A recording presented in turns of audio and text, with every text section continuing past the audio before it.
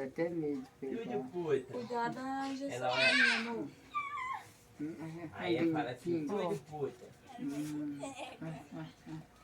Aí, cara, como é que é molinho? Aqui, abre já aí.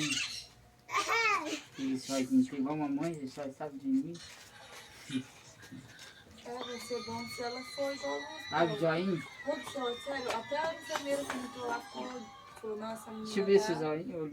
A gente não viu o olhinho dela, não. Ô, amor, bichinho A tá Dorinha dormindo. tava com o olhar aberto. Porque todos os nenenzinhos na sala estavam chorando, mas chorava até tardando da noite. Tudo mamãe, Ela ó, não quer dizer, chorava? tudo papai, mamãe, Ela na vovó, mesma cama vovó. que eu e ela ficou quietinha.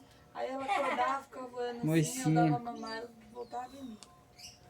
Pelo menos é o que você queria, né? Que ela fosse. Que Ela é bonitinha. calminha. Ela só tá enjoadinha por causa dessa injeção.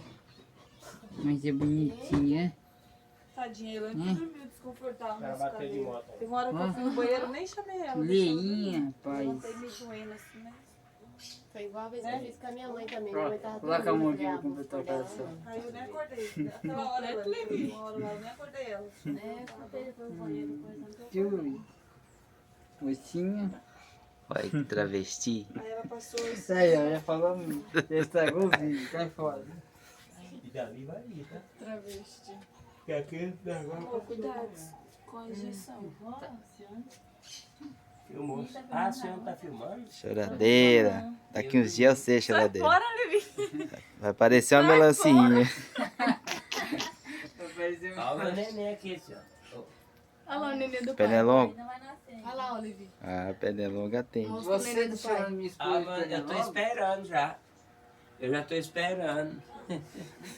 A cabecinha. A cabecinha dele. Ixi, essa cabecinha tá morta esse neném. Ninguém tá fedendo. Olha o outro lá. Olha o bitelo aí. Só que tira, puxa a paia. Eita.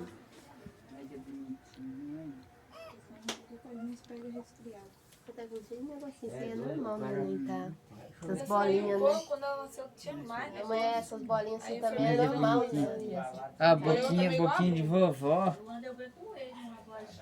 Ah, é? Eu com coelho de mandioca. Esse cara de foquinha aqui ó, vai passar um embalado. Quando ele passar, vai bater no fundo de um carro lá. Vai morrer na hora, vê, ó. Não, bateu. Deu fruto? Bateu. Tá bom.